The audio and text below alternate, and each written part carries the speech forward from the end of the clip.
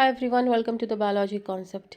आज के इस वीडियो में हम एक नया चैप्टर स्टार्ट करेंगे एंड जो कि एनसीईआरटी क्लास 11 से लिया गया है and that is chapter number 10 cell cycle and cell division.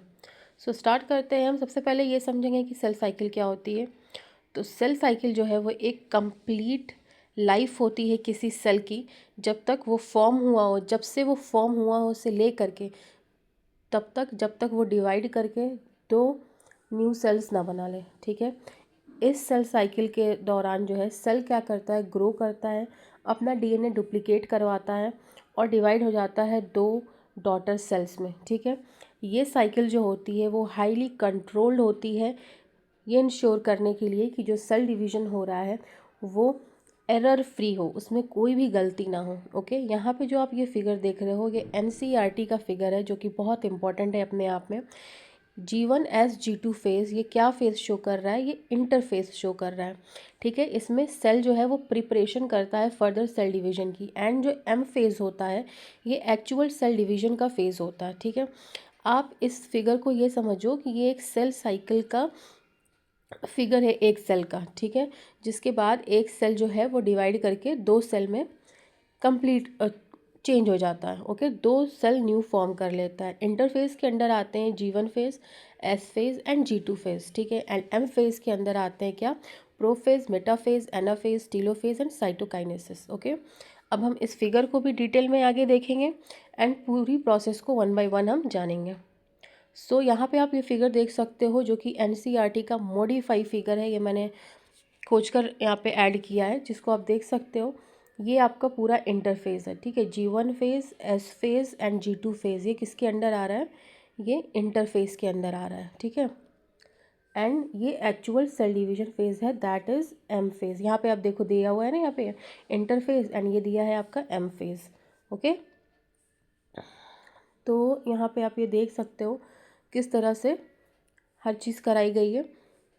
G1 phase है। ठीक है, ये G0 फेज़ है, G1 phase, S phase, G2 phase. S phase में क्या होता है, डीएनए का रेप्लिकेशन होता है। ठीक है, डीएनए, एक डीएनए से दो डीएनए बन जाते हैं। ठीक है, तो ये हुआ क्या, डीएनए का रेप्लिकेशन हुआ। G1 फेज़ में क्या होता है, सेल ग्रो करता है। S फेज़ में डीएनए का रेप्लिकेशन होता है, दैट इज़ एक डीएनए से दो डीएनए बनते हैं।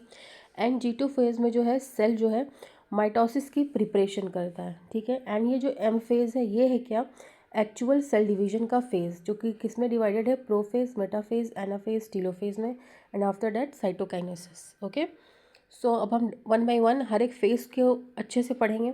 तो phases of the cell cycle में क्या बताया है कि एक ह्यूमन का सेल जो होता है वो टिपिकली 24 आवर लेता है अपनी एक लाइफ साइकिल कंप्लीट करने के लिए। क्या मतलब हुआ इसका, ये एक सेल है, जब ये एक सेल से अपना दो सेल बना लेगा, दो नए सेल बना लेगा, इस पूरी प्रोसेस में इसको कितने घंटे लगते हैं, 24 आवर्स लगते हैं। ठीक है, ह्यूमंस में। और यही चीज़ जब ईस्ट में होती है तो वो कितना टाइम लेता है, वो लेता है सिर्फ 90 मिनट्स। ठीक है, अब हम बात करेंगे सेल साइकिल को दो मेन फेजेस में बांटा गया है, interface and M phase. Interface जो है वो 95% होता है सेल साइकिल का। ठीक है, ये सेल साइकिल थी ना, तो 95% जो फेज होते हैं वो इंटरफेस के होते हैं, that is G1 phase, S phase and G2 phase. ठीक है, इसमें क्या होता है, सेल जो है वो ग्रो करता है। ठीक है, इसमें क्या होता है, सेल जो है वो साइज़ में ग्रो करता है, प्रिपरेशन करता है M फेज़ की, एंड अपने डीएनए का रेप्लिकेशन कराता है, दैट इज़ इसकी कॉपी बना लेता है। ठीक है, और इंटरफेस को हम रेस्टिंग फेज़ भी कहते हैं। ठीक है, this is the phase between two mitotic division. ठीक है, ये फेज़ जो होता है दो माइटोटिक डिवीजन के बीच का फेज़ होता है, और इसे हम रेस्टिंग फेज़ भी कह सकते हैं। ठीक है, और इस दौरान जो है सेल इंटरनली बहुत ज़्यादा एक्टिव होते हैं।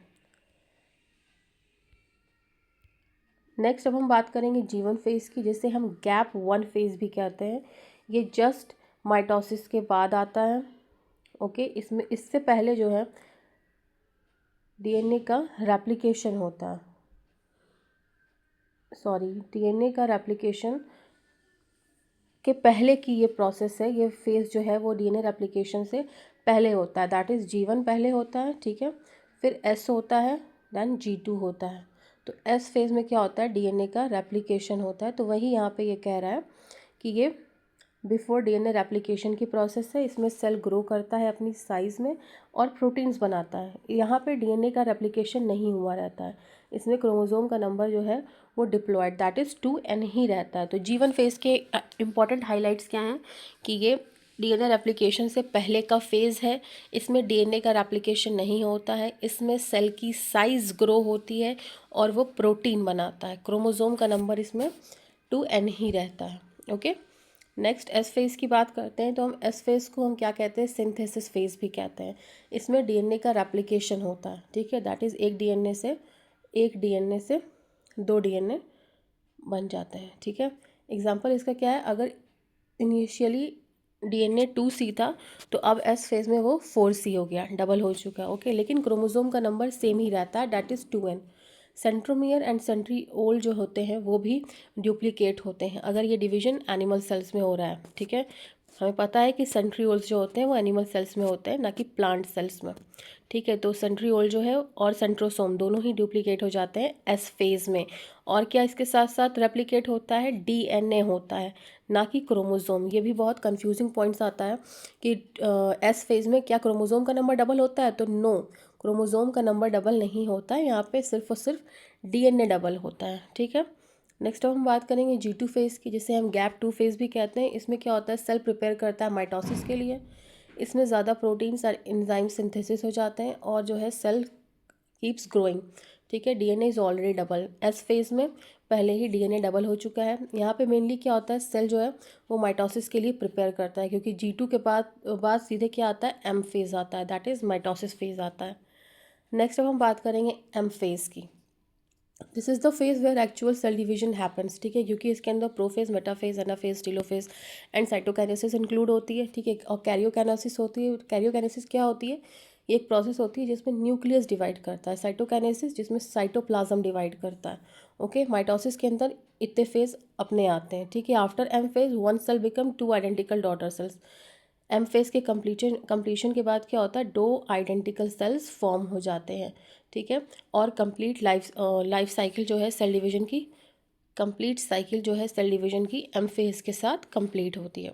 ओके, अब नेक्स्ट वीडियो इसका आएगा जिसमें मैं इंटरफेज के भी सारे फेजेस जो है, नहीं सॉरी, एम फेज के भी सारे फेजेस एक्सप्लेन करूँगी, that is prophase, anaphase, telophase etcetera. ये सारे को भी सेपरेट होंगे। तब तक के लिए आप बायोलॉजी कॉन्सेप्ट को सब्सक्राइब करें एंड थैंक्स फॉर वॉचिंग।